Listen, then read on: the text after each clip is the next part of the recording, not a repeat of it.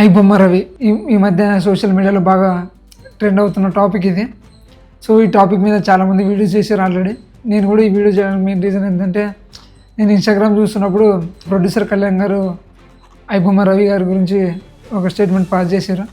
So ఇలాంటి వాళ్ళని cinema వాళ్ళు కలిసి ఎన్కౌంటర్ చేసేయాలని, ఈ ఎన్కౌంటర్ చేసేయాలని ఒక స్టేట్మెంట్ అనేది వాళ్ళ డాడీ పోలీసుల్ని, ఐబొమ్మ రవి గారు వాళ్ళ డాడీ పోలీసుని ఆల్రెడీ రిక్వెస్ట్ చేశారు, మా అబ్బాయి చేసింది తప్పే, కాకపోతే వదిలేండి అది అని. ఈ స్టేట్మెంట్ పాస్ చేసిన తర్వాత కూడా ఈ ప్రొడ్యూసర్ కళ్యాణ్ గారు ఇలాంటి వాళ్ళని ఎన్కౌంటర్ చేసేయాలని ఒక స్టేట్మెంట్ పాస్ చేశారు. ఆ స్టేట్మెంట్ చూసిన తర్వాత నా మైండ్లో ఒక క్వశ్చన్ రైజ్ అయింది. ఈ ప్రొడ్యూసర్ కళ్యాణ్ గారు ఐబొమ్మ రవి ప్లేస్లో ఆయన కొడుకుంటే సేమ్ ఇదే క్వశ్చన్ రైజ్ చేస్తారా అని ఒక డౌట్ వచ్చింది. సో మనం ఒక పర్సన్ని ఎన్కౌంటర్ చేయడం కంటే ఆ పర్సన్ అలా చేయడానికి రీజన్ ఏంటి, అతను అలా తయారవ్వడానికి రీజన్ ఏంటి, ఆ తయారవడంలో సినిమా ఇండస్ట్రీ ఎంత పాత్ర ఉంది, ఈ గవర్నమెంట్ రెస్పాన్సిబిలిటీ ఎంత ఉంది, తర్వాత తన ఫ్యామిలీ సిచ్యువేషన్ ఏంటి, ఇవన్నీ మనం ఎప్పుడు మార్చలేకపోతే ఈరోజు ఐబొమ్మ రవి, రేపు ఇంకో రవి, రేపు ఇంకో రవి, ఎవరో ఒకరు సరే మళ్ళీ పైరసీని స్టార్ట్ చేస్తారు. సో మనం ఫైండ్ అవుట్ చేయాల్సింది ఎన్కౌంటర్లో లాస్ మేక్ చేయడం ఇవన్నీ కాదు, మన గ్రాస్ రూట్ లెవెల్లో అసలు అలా ఆ ఇష్యూ రావడానికి రీజన్ ఏంటి, ఆ రీజన్ని మనం ఎలా సాల్వ్ చేయాలి అనే వే ఆఫ్లో ఆలోచించకుండా ఈ ప్రొడ్యూసర్ కళ్యాణ్ గారు అలా స్టేట్మెంట్ పాస్ చేయడం నాకు చాలా డిసప్పాయింట్మెంట్గా అనిపించింది. అందుకే ఈ వీడియో చేస్తా.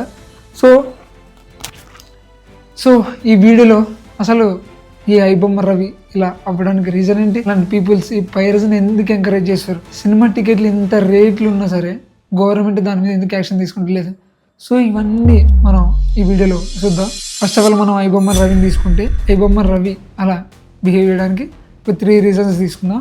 ఒకటి తన ఫ్యామిలీ, వైఫ్ వాళ్ళ అత్తగారు, ఇంకా రెండోది సినిమా ఇండస్ట్రీ, ఇంకా మూడో పాయింట్ మన గవర్నమెంట్.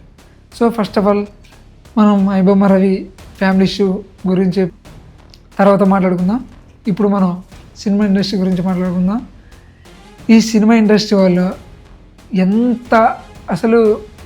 ఎంత హై కాస్ట్లో టికెట్లు పెడుతారంటే మినిమం 300, 400, 500. సరే, ఇక్కడ ఓవరాల్గా బడ్జెట్ సినిమాకి కష్టపడి పనిచేసే వల్ల ఇంత బడ్జెట్ అయిందా, 200 కోట్లు 300 కోట్లు అంటే అది కూడా కాదు. ఓన్లీ ఒక్క సినిమా హీరోకి మినిమం 100 కోట్లు, 150 కోట్లు, 200 కోట్లు. నువ్వు ఓవరాల్గా ఓన్లీ వన్ పర్సన్కే ఒక 200 కోట్లు ఇచ్చి ఓవరాల్గా నీ బడ్జెట్ 300 కోట్లు అయిందనుకో, ఓవరాల్గా నువ్వు సినిమా హీరోకి ఇన్ని కోట్లు ఇచ్చినప్పుడు నీ సినిమా కోసం చిన్న వర్కర్లంతా కష్టపడింది జస్ట్ 200, 300 కోసమే. డే మొత్తం కష్టపడితే ఒక 500. సో ఇక్కడ ఓన్లీ ఓవరాల్గా నీ బడ్జెట్ మొత్తం కాస్ట్ పెరుగుతుంది. జస్ట్ ఆ సినిమాలో పనిచేసిన ఒక 5 పీపుల్స్కి 6 పీపుల్స్కే మోస్ట్లీ బడ్జెట్ మొత్తం వెళ్ళిపోతుంది.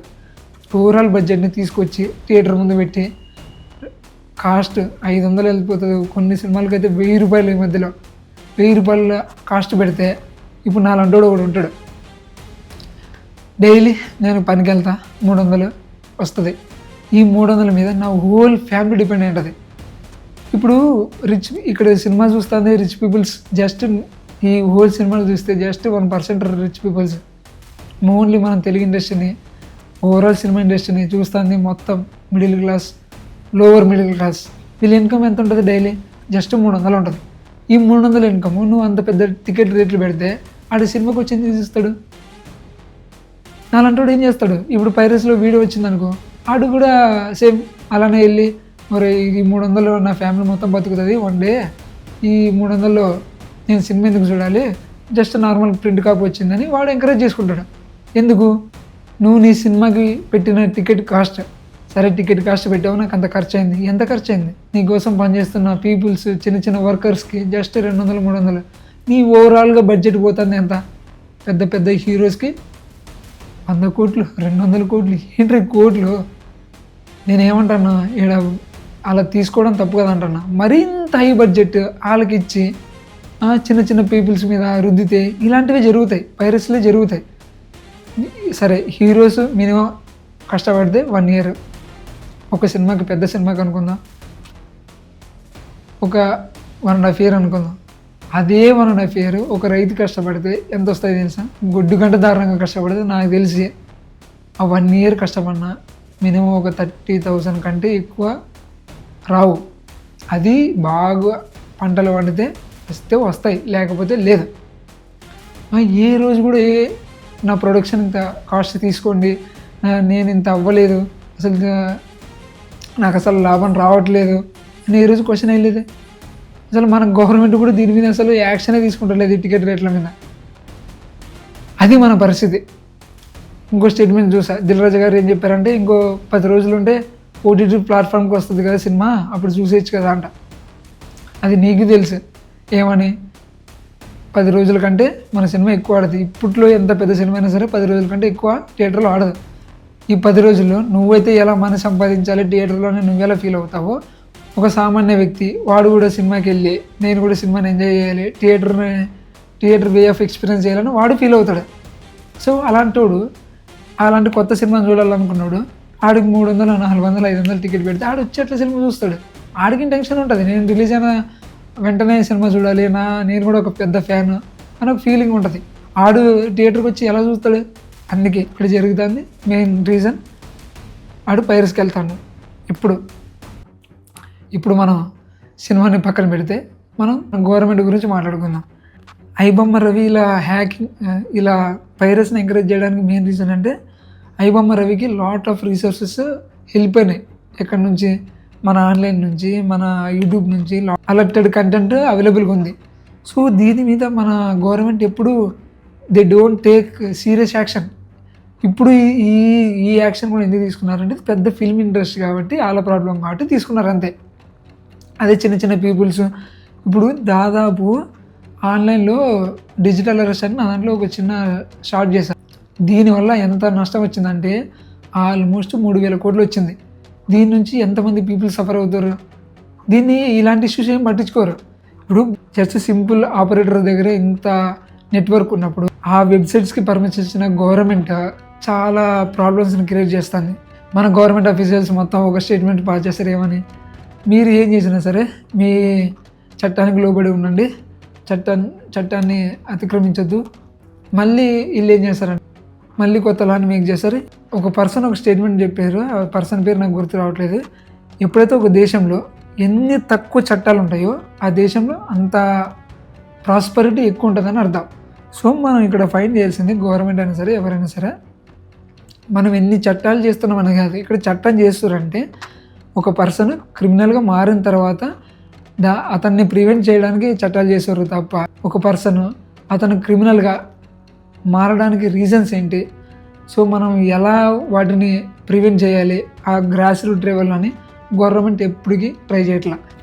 సో మనం ఇప్పుడు ఐబొమ్మ రవి పాయింట్ ఆఫ్ వ్యూని ఆలోచిస్తే, గవర్నమెంట్ ఏ వెబ్సైట్స్ అయితే సీరియస్గా తీసుకోకుండా, పట్టించుకోకుండా, ప్రివెంట్ చేయకుండా వాటిని వదిలేసిందో ఆ సోర్సెస్ నుంచే మన ఐబొమ్మ రవి అలాంటి కంటెంట్ని తీసుకొని నేర్చుకొని ఇలాంటి ఐబొమ్మ అనే ఒక పెద్ద ప్లాట్ఫామ్ని క్రియేట్ చేశారు. ఇంత పెద్ద ఐబొమ్మ ప్లాట్ఫామ్ని క్రియేట్ చేయడానికి రవికి ఎంత పెద్ద ఆపర్చునిటీ ఉందో, దాన్ని ప్రివెంట్ చేయలేని గవర్నమెంట్ మైనస్ కూడా అంతే ఉంది. ఇప్పటికీ గవర్నమెంట్ ఈ సినిమా వాళ్ళ టికెట్ల కాస్ట్ మీద, ఈ సినిమా వాళ్ళ బడ్జెట్ మీద, వాళ్ళ రెమ్యునరేషన్ మీద ఇప్పటికీ యాక్షన్ ఏం లేదు. సో ఇవన్నీ రీజన్స్ లాట్ ఆఫ్ ఇంపాక్ట్స్ చూపిస్తాయి ఒక పర్సన్ మీద. సో ఇంకా మనం ఐబొమ్మ రవి ఫ్యామిలీ విషయానికి వస్తే, సొసైటీలో ఉన్న ఏ పర్సన్ అయినా సరే తన ఫ్యామిలీతో, తన పార్ట్నర్తో చాలా హ్యాపీగా ఉండాలని ఫీల్ అవుతారు. కానీ మన రవి విషయంలో మాత్రం అలా జరగలేదు. తన వైఫే, తన అత్తగారే చాలా లాట్ ఆఫ్ ప్రాబ్లమ్స్ క్రియేట్ చేశారు, ప్రెజర్ చేశారు. మేము ఎక్కువ సంపాదిస్తున్నావు, నువ్వు తక్కువ సంపాదిస్తున్నావు అని ఒక వే ఆఫ్ నెగిటివిటీని ఆయన మైండ్లో క్రియేట్ చేశారు. ఆ వే ఆఫ్ నెగిటివ్ మైండే అతని వే ఆఫ్ తప్పుదారికి తీసుకొచ్చింది. ఎందుకంటే ఒక పర్సన్ అనేది ఒక సర్టెన్ సిచ్యువేషన్ వచ్చినప్పుడు ఎంత గుడ్ పర్సన్ అయినా సరే ఇది తప్పని తెలిసినా తప్పక చేయాల్సి వస్తుంది. సో అలాంటి సిచ్యువేషన్ కూడా మన ఐబొమ్మ రవికి వచ్చిందని నా ఫీలింగ్. సో ఫైనల్గా నేను చెప్పేది ఏంటంటే, ఈ ఐబొమ్మ రవి మిస్టేక్ ఎంత ఉందో, టికెట్ల రేట్లు పెంచిన సినిమా వాళ్ళ తప్పు అంతే ఉంది. ఈ సినిమా వాళ్ళని, ఈ వెబ్సైట్లని ప్రాపర్గా మెయింటైన్ చేయని మన గవర్నమెంట్ తప్పు కూడా అంతే ఉంది. ఇలాంటి సిచ్యువేషన్ క్రియేట్ చేసిన వాళ్ళ ఫ్యామిలీ కూడా అంతే తప్పు ఉంది. సో ఐబొమ్మ రవిని మరీ క్రిమినల్గా చూసి చంపేయాలి, ఎన్కౌంటర్ చేయాలనే రీజన్ తీసేసి అతను కూడా ఒక విక్టిమ్గా చూడాలని నా ఫీలింగ్. సో మీరు దీని మీద మీరేమనుకుంటారో కింద కామెంట్ చేయండి.